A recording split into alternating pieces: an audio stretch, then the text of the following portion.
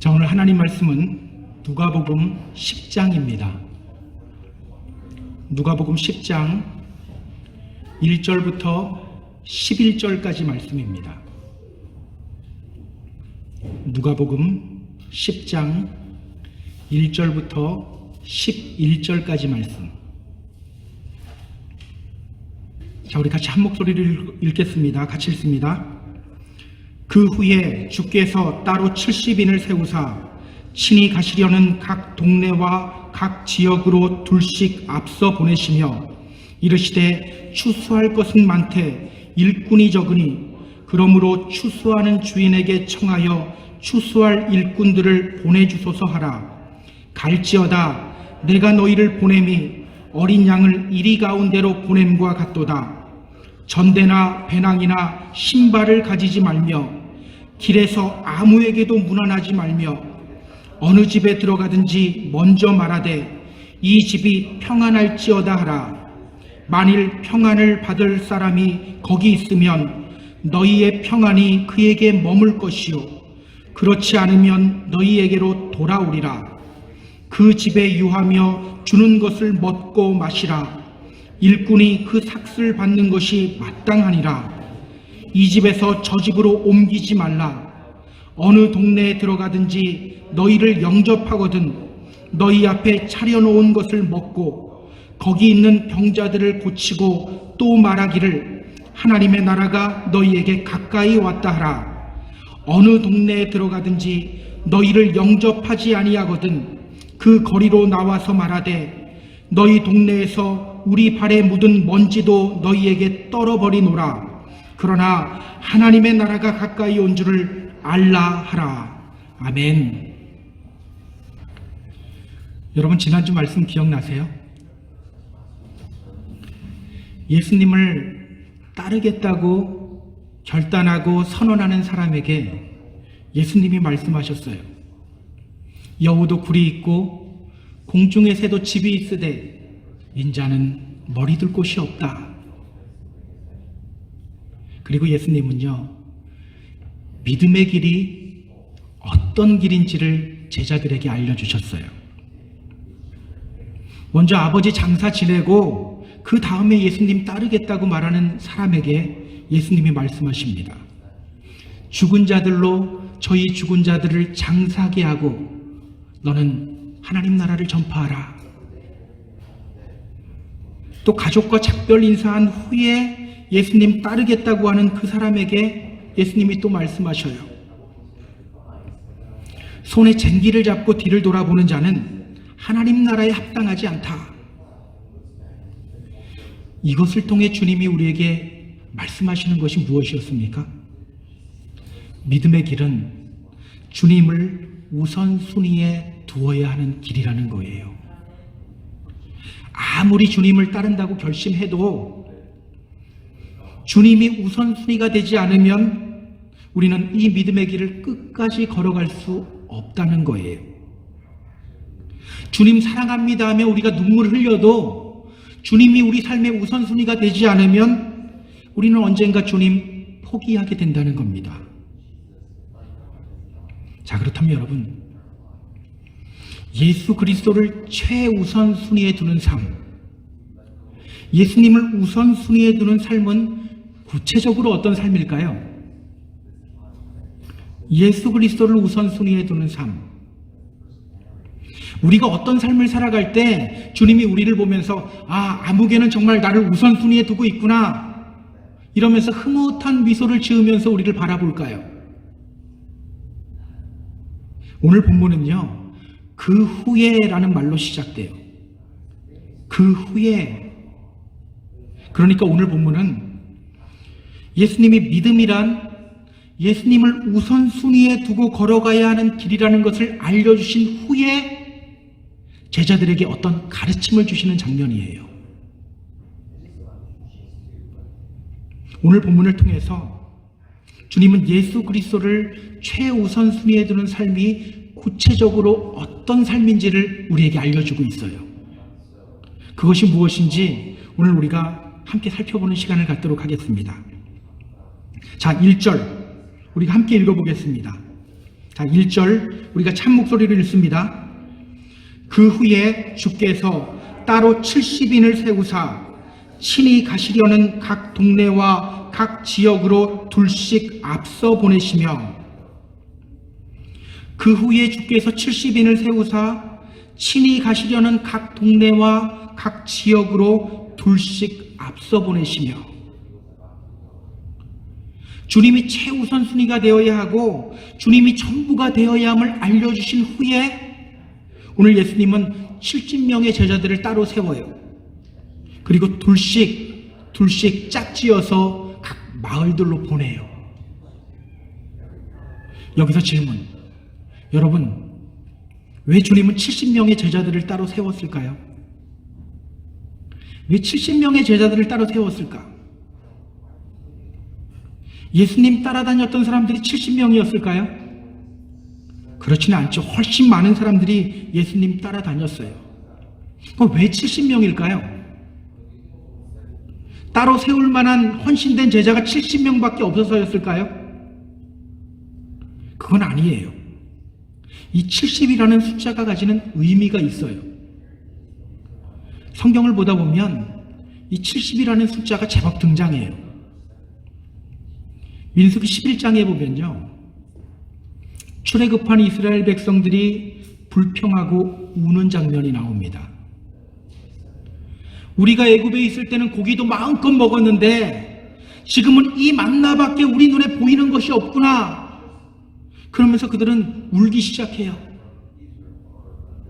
출애굽을 하게 해주시고 구름기둥과 불기둥으로 역사해 주신 그 하나님을 바라봐야 하는데 음식 바라보면서 울고 있는 거예요. 그때 하나님이 모세에게 명령하십니다. 이스라엘 노인 중에 내가 알기로 백성의 장로와 지도자가 될 만한 자 70명을 모아 내게 데리고 와 회막에 이르러 거기서 너와 함께 서게 하라. 무엇을 말씀하십니까? 70명을 뽑아서 회막에 데리고 와서 거기에 모세와 함께 서게 하래요. 그렇게 섰을 때 하나님이 그 70명의 장로들에게 하나님의 영을 부어주셔요. 그러자 그들은 예언을 하기 시작해요. 그렇게 하나님은 그들을 회복시켜 주시고 음식 바라보면서 울던 그들이 다시 구원의 하나님, 출애굽하신 하나님을 다시 바라보게끔 만들어 주시고 회복시켜 주셔요. 70명을 통하여. 여러분, 또 그들이 바벨론에 의해서 멸망당했을 때 하나님은 몇 년 만에 그들을 회복시켜 주십니까? 70년 만에. 이렇게 성경에는요 70이라는 숫자가 많이 등장해요. 그리고 이 70이라는 숫자는요 하나님의 완전한 회복과 구원을 의미하는 숫자예요. 하나님의 완전한 회복과 구원. 자, 그렇다면 오늘 예수님이 70명의 제자들을 세웠다는 것, 이것은 무엇을 의미합니까? 이스라엘을 구원하시고 이스라엘을 회복시키겠다는 거예요. 이스라엘의 회복을 위한 주님의 마음이 바로 여기 담겨져 있는 거예요. 자, 그렇다면 여러분, 예수님은 왜 이들을 둘씩 짝지어서 보냈을까요? 왜 2명을 한 조로 이루게 했을까요? 이 2라는 숫자가 의미하는 것이 또 있어요. 성경에서 2명은요 법정에서 필요한 최소 증인의 수예요. 신명기 19장 15절을 보면 이런 말이 있습니다. 사람의 모든 악에 관하여 또한 모든 죄에 관하여는 한 증인으로만 정할 것이 아니요 2 증인의 입으로나 3 증인의 입으로 그 사건을 확정할 것이며, 절대 한 사람은 증인이 될 수 없다고 말했어요. 최소한 2 사람 이상이 되어야지 증인으로서의 효력을 발휘하게 된다는 거예요. 이렇게 2라는 숫자는요 최소 증인의 수를 의미하는 거예요. 자, 그렇다면 여러분, 예수님이 70명을 세워서 2명씩 짝을 지어서 마을로 보내요. 그 이유가 무엇입니까? 주님의 증인이 되라는 거예요. 세상을 구원하시고 또 회복시키시기를 원하는 그 주님의 마음을 증거하라는 거예요. 이것이 바로 오늘 주님이 70명의 제자들을 세워서 2명씩 각 지역으로 보내시는 이유입니다. 그렇다면 여러분, 오늘 1절을 통해서 우리가 깨달아야 할 것이 무엇일까요? 예수님은 먼저 예수님 자신을 우선순위에 두는 것이 믿음이라고 말했어요. 주님이 우선순위가 되고 전부가 될 때 우리가 이 믿음의 길 끝까지 걸어갈 수 있게 된다고 말했어요. 그 후에 70명의 사람들을 따로 세워서 그리스도의 증인이 되게 하시는 거예요. 이것을 통해 우리에게 말씀하시는 것이 뭡니까? 주님을 우선순위에 두고 주님을 전부로 모신 사람은 그리스도를 증거하며 그리스도의 증인된 삶을 살아가게 된다는 거예요. 다시 한번 말씀드립니다. 주님이 우선이 된 사람, 주님이 전부인 사람, 이 사람들은요, 그리스도를 증거하며 그리스도의 증인된 삶을 살아가게 된다는 거예요. 지금 사마리아 땅이 어떤 땅입니까? 우리가 지난주에 봤어요.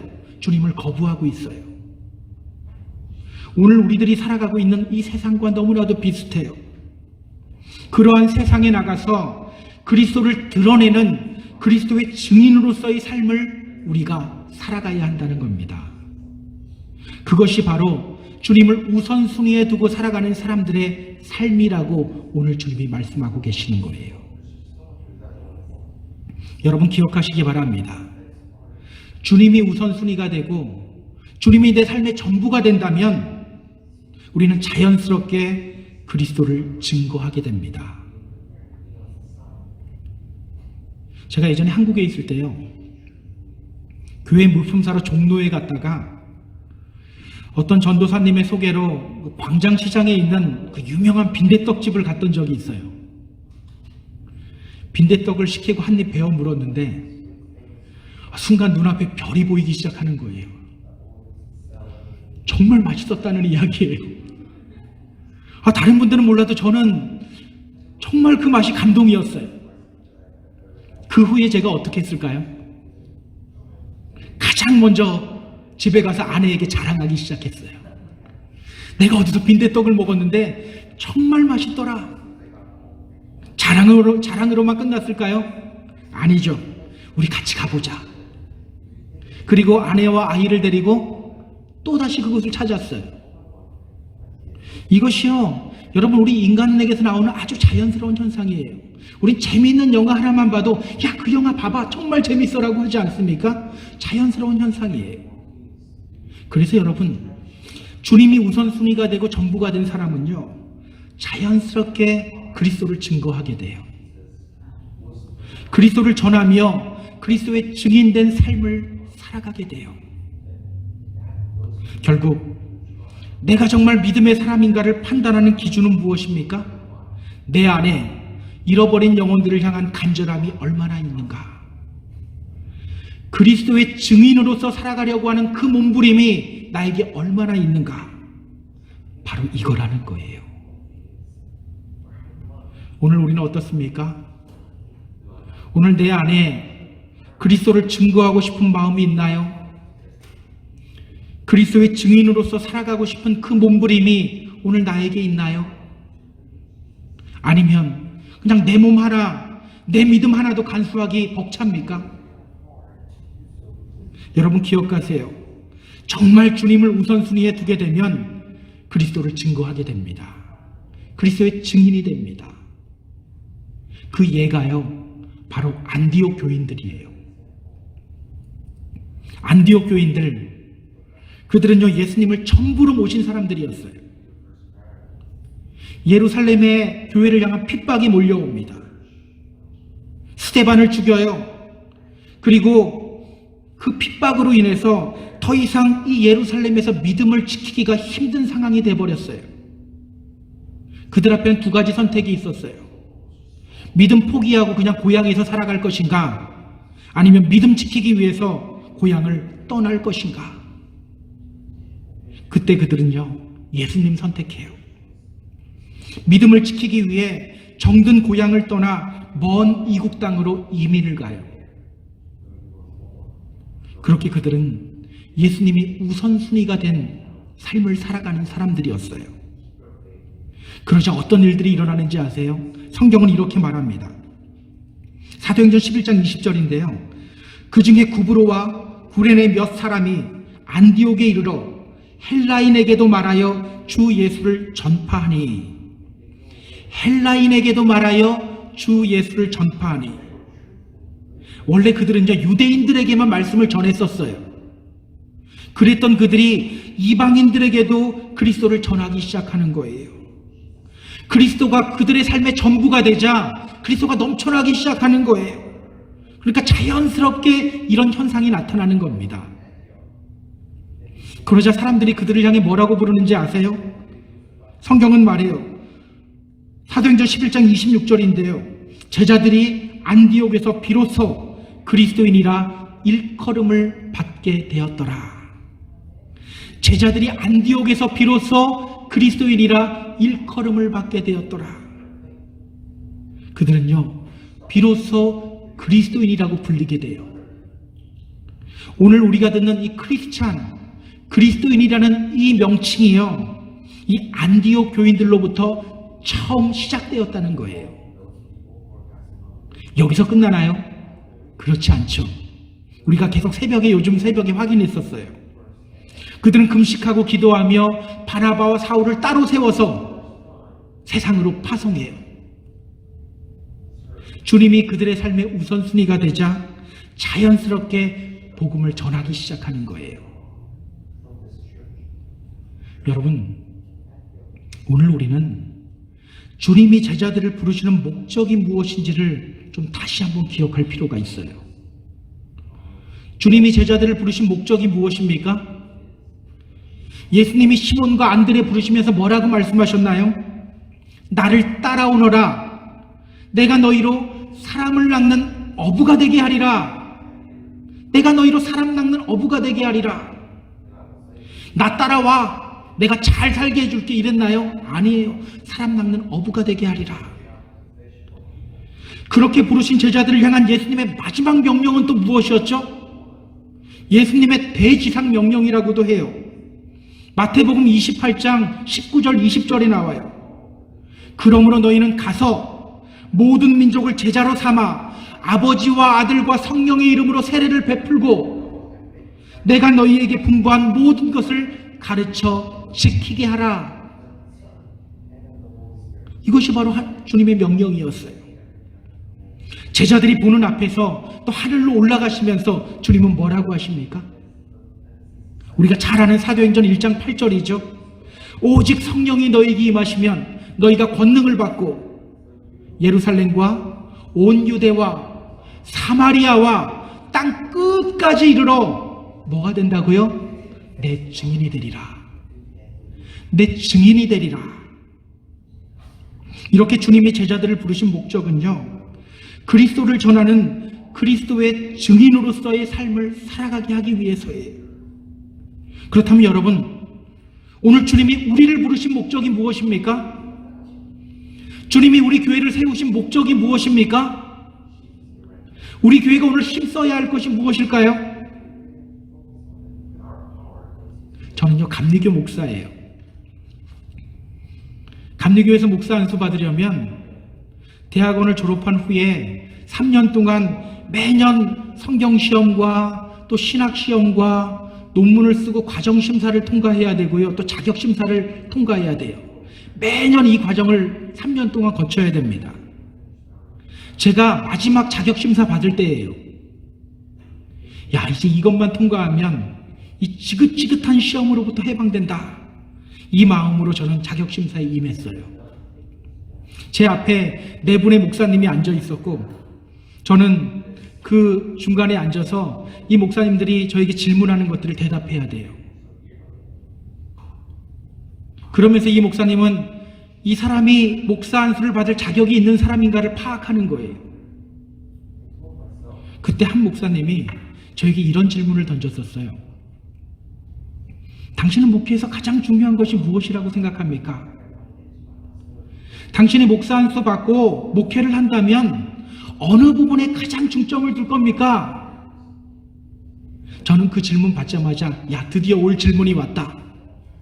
그리고 제가 여태까지 공부한 그 건강한 교회에 대해서 설명하면서 제가 교회에 대해서 고민한 흔적들을 막 뽐내고 자랑하기 시작했어요. 그러면서 이렇게 말했습니다. 그런 것들에 중점 두는 목회를 하겠습니다.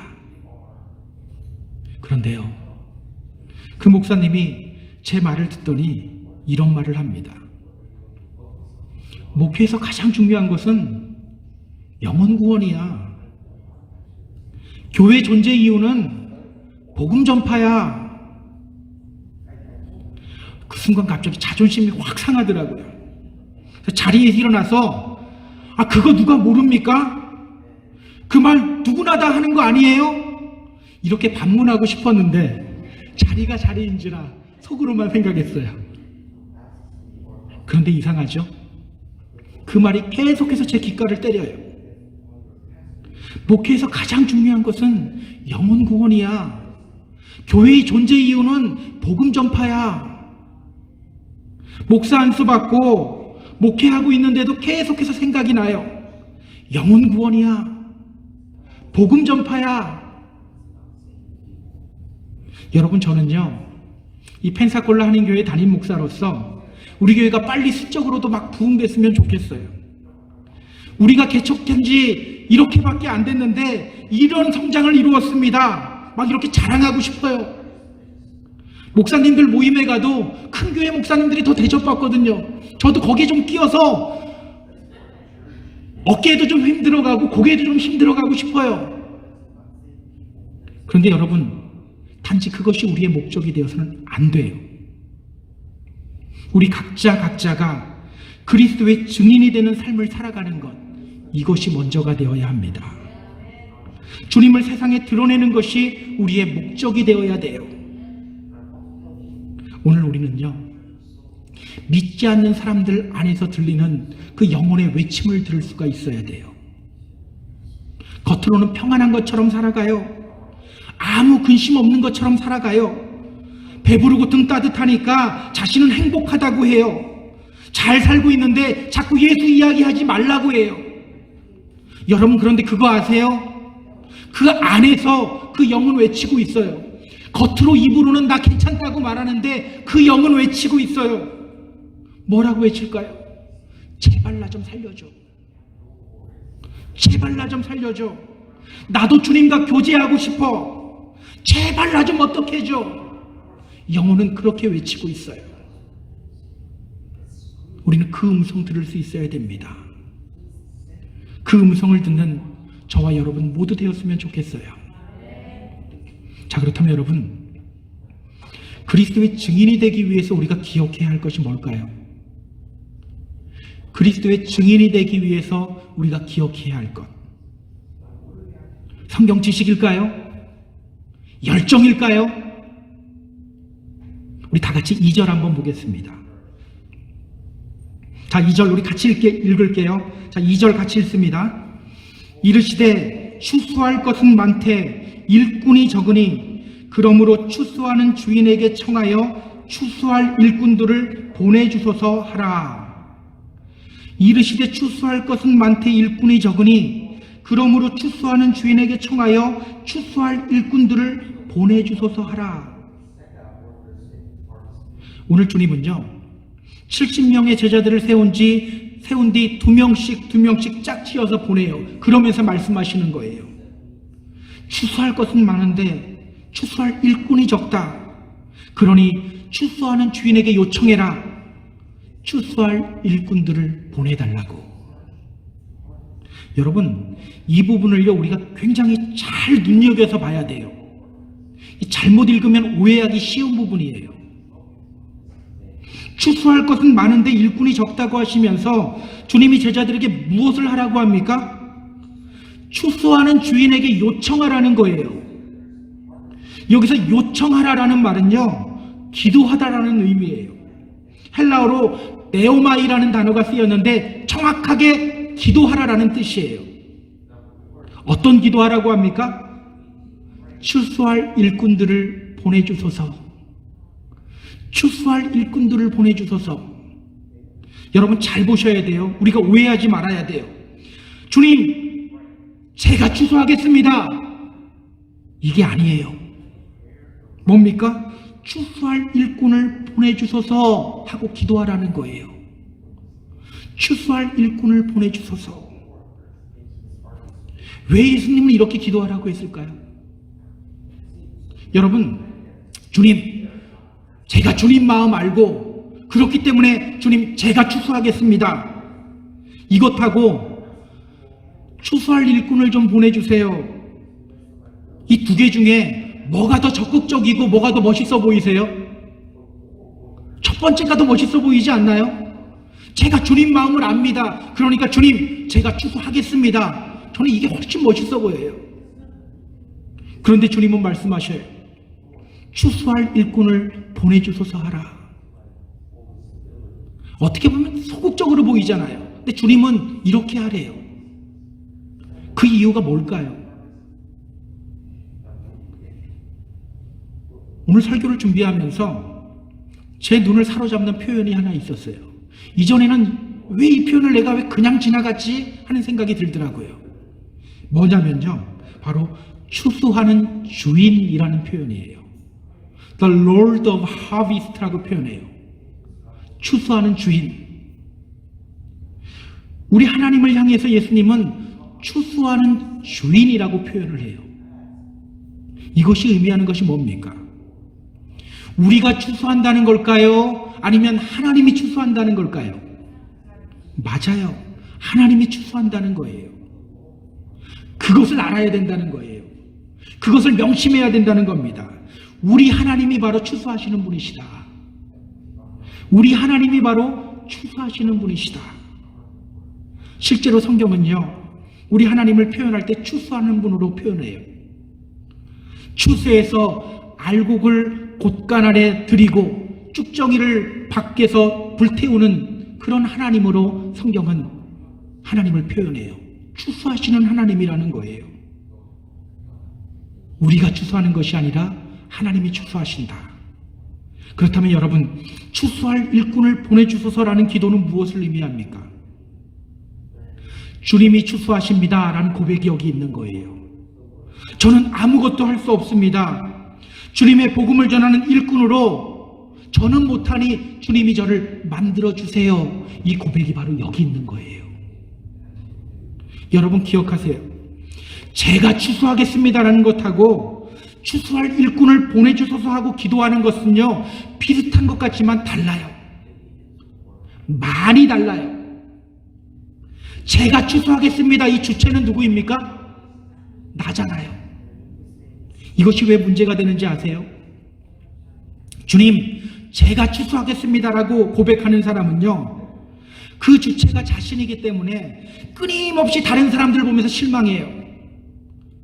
끊임없이 다른 사람들 때문에 마음에 상처받아요. 교회 나오라고 열심히 음식도 가져다주고 잘해줬는데 그 사람이 꿈쩍도 하지 않아요. 그러면 어때요? 섭섭한 마음 들잖아요. 내가 자기한테 해준 게 얼만데 막 실망이 들잖아요. 왜 그런 거예요? 제가 추수하겠습니다. 이 고백이 있었기 때문이라는 거예요. 왜 이런 현상이 나타납니까? 내가 하는 거라고 생각했기 때문이에요.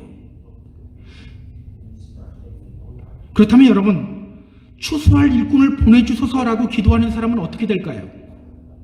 어차피 추수하시는 분은 하나님이세요.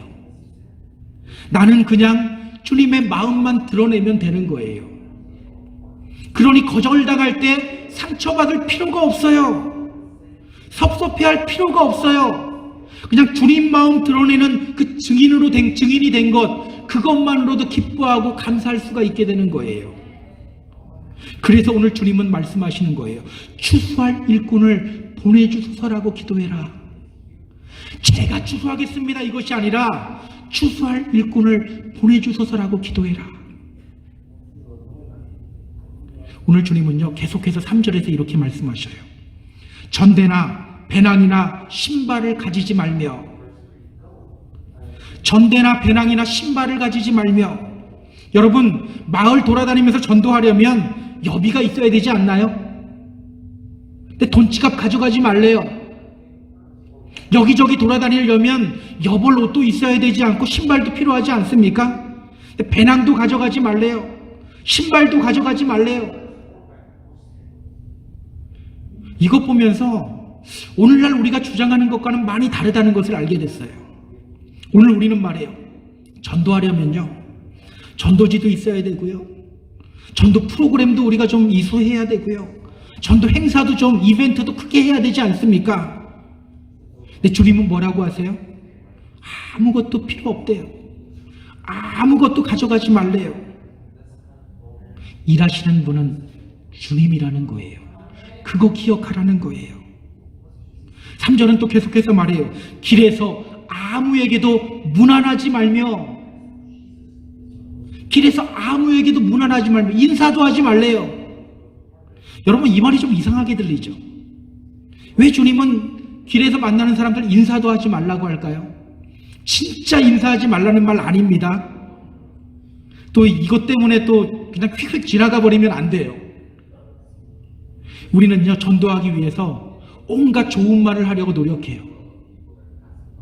그러나 그렇게 하지 않아도 된다는 거예요. 왜? 주님이 하시니까.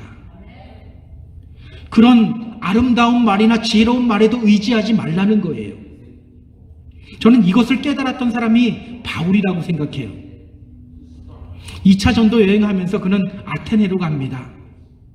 아테네가 어떤 곳입니까? 철학이 발달한 곳이에요. 철학가들이 많은 곳이에요. 그래서 바울은요, 그 아테네에서 전도할 때 아름답고 지혜로운 말로 그리스도를 전해요. 유창한 문학적 표현을 사용하고요. 어려운 철학 용어도 사용해요. 왜? 그만큼 똑똑했던 사람이었거든요. 그런데요, 아테네 선교는 실패로 돌아가요. 그렇게 아테네를 나와서 그는 참담한 심정으로 고린도로 갑니다.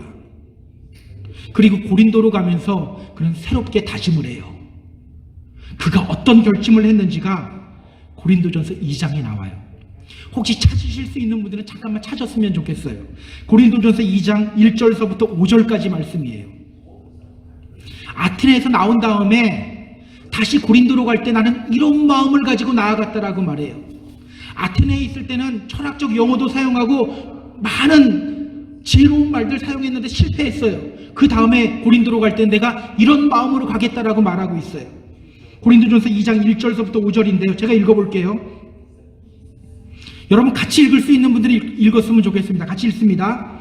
형제들아, 내가 너희에게 나아가 하나님의 증거를 전할 때 말과 지혜의 아름다운 것으로 아니하였나니 내가 너희 중에서 예수 그리스도와 그의 십자가에 못 박히신 것 외에는 아무것도 알지 아니하기로 작정하였습니다. 내가 너희 가운데 거할 때 약하고 두려워하고 심히 떨었노라. 내 말과 내 전도함이 설득력 있는 지혜의 말로 하지 아니하고 다만 성령의 나타나심과 능력으로 하여 너희 믿음이 사람의 지혜에 있지 아니하고 다만 하나님의 능력에 있게 하려 하였노라. 너무 감동되는 말 아닙니까?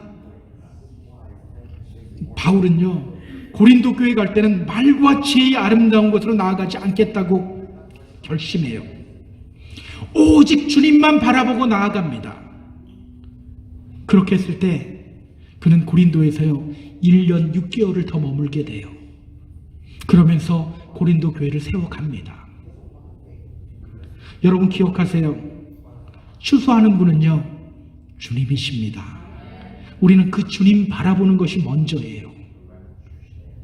그렇다면 오늘 우리가 해야 할 것은 무엇입니까? 그냥 주님의 증인이 되면 되는 거예요. 그냥 주님 마음 품고 나를 통해서 주님이 드러나면 되는 거예요. 우리 5절 볼까요? 같이 읽습니다. 어느 집에 들어가든지 먼저 말하되 이 집이 평안할지어다 하라. 오늘 주님은 우리에게 말씀하셔요. 평안의 메시지 전하라는 거예요. 평안의 메시지 전하는 것이 나의 증인으로서의 삶을 살아가는 것이다 라고 말하고 있는 거예요. 여러분, 우리 주님이 어떤 분이세요? 우리에게 평안을 주시는 분이세요. 요한복음 14장 27절에서 말씀하시잖아요. 평안을 너희에게 끼치노니 곧 나의 평안을 너희에게 주노라. 내가 너희에게 주는 것은 세상이 주는 것과 같지 않다. 너희는 마음에 근심하지도 말고 두려워하지도 말아라. 우리가 해야 할 것은요, 그 평안의 주님을 증거하고 선포하는 거예요. 그것이 바로 복음 전파를 위해서 우리가 해야 될 일이라고 말하고 있는 거예요. 평안의 메시지를 전하는 것. 그래서 지난주 우리가 확인했던 것이 있죠.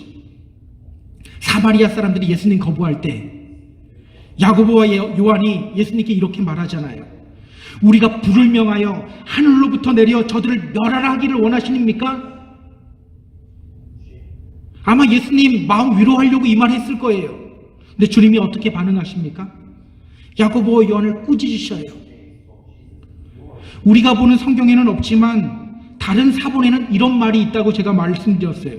예수님이 이렇게 제자들에게 말씀하셔요. 너희 무슨 정신으로 그런 말을 하느냐?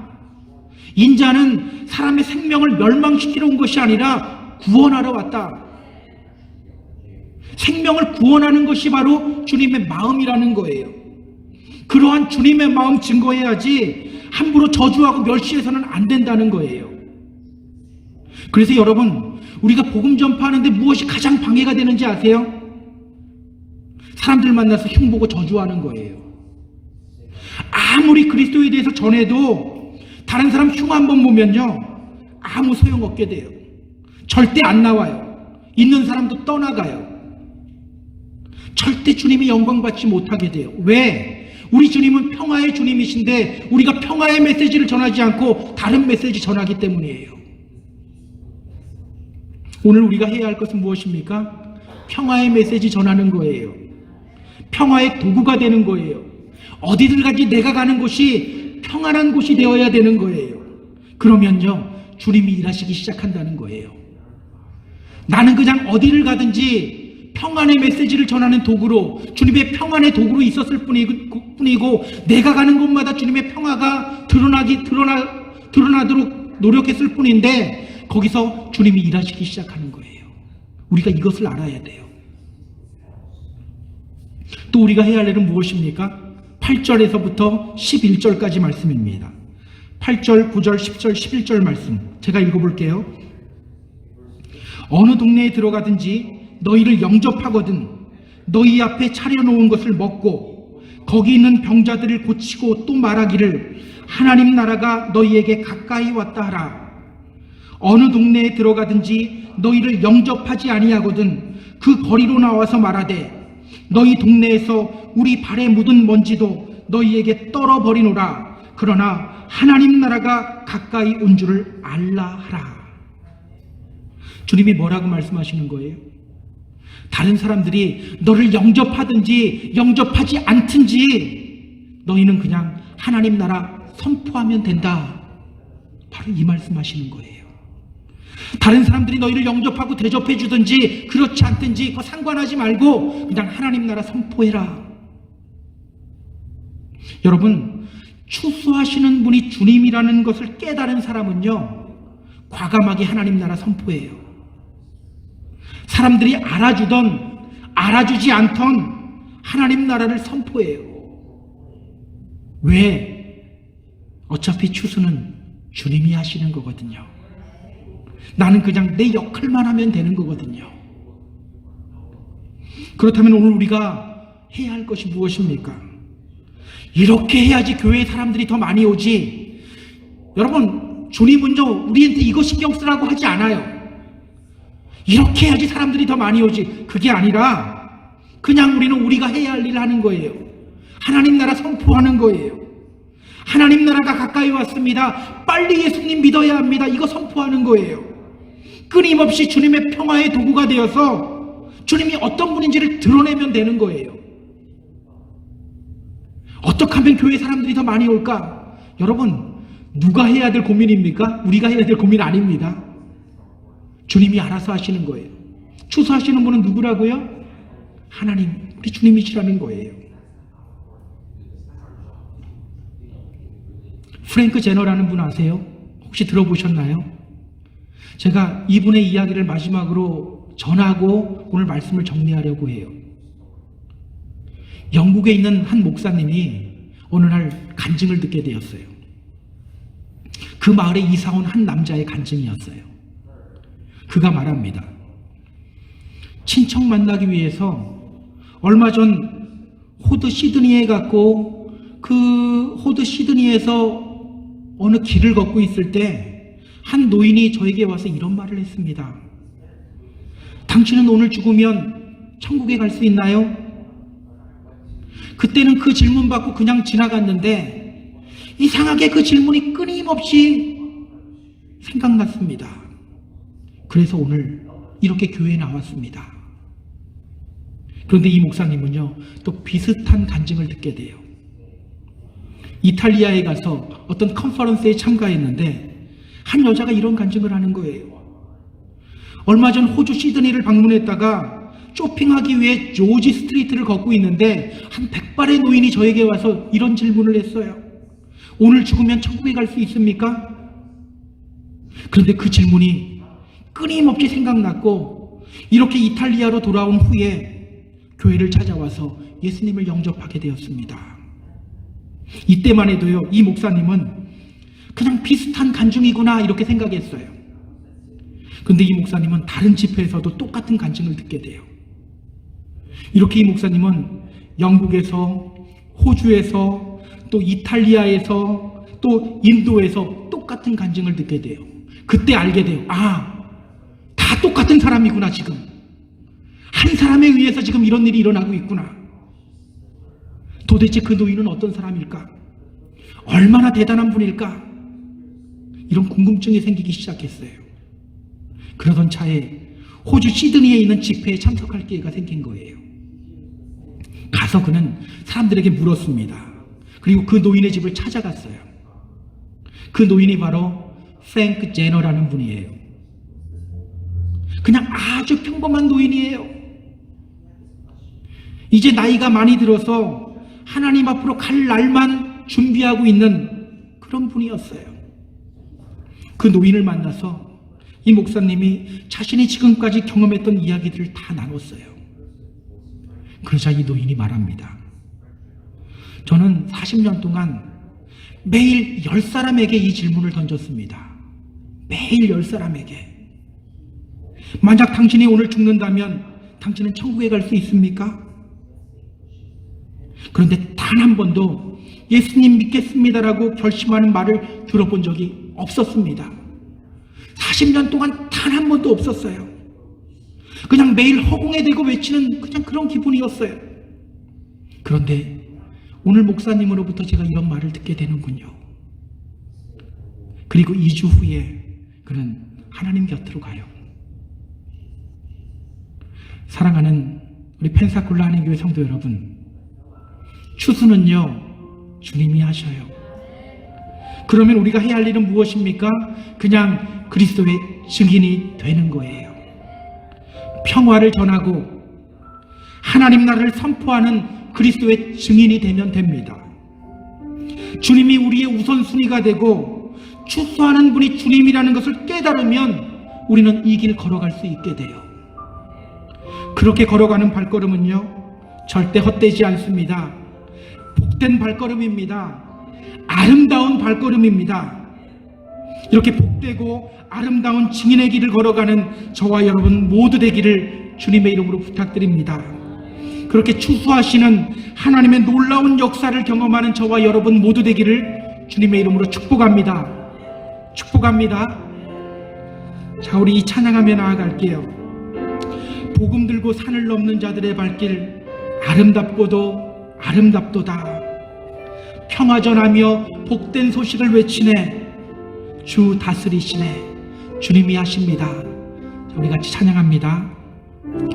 복음 들고 산을 넘는 자들의 발길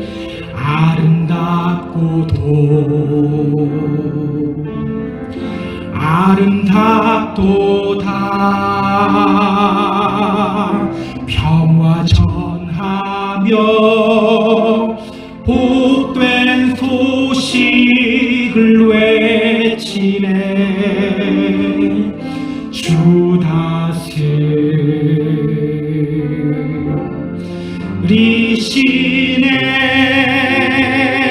다스리시네. 주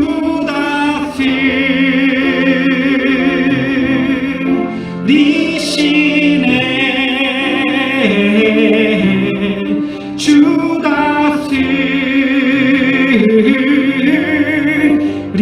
다스리시네. 주 다스리시네.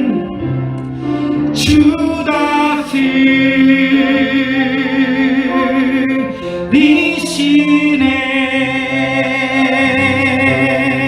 주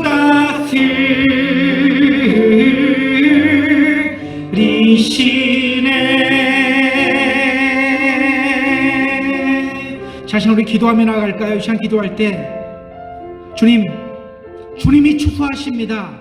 우리가 이것 깨닫기를 원합니다. 우리 주님이 추수하시는 하나님이십니다. 그것 깨닫고 우리가 주님을 우선순위에 두고 그냥 주님의 증인으로서 나아가겠습니다. 끊임없이 평화를 전하는 주님의 도구가 되겠습니다. 끊임없이 하나님 나라를 선포하는 주님의 증인이 되겠습니다. 그 길 걸어감으로 말미암아 추수하시는 하나님을 경험하는 놀라운 복을 우리가 또한 경험하겠습니다. 우리가 함께 이 시간 기도하며 결단하며 나아가도록 합니다. 기도합니다.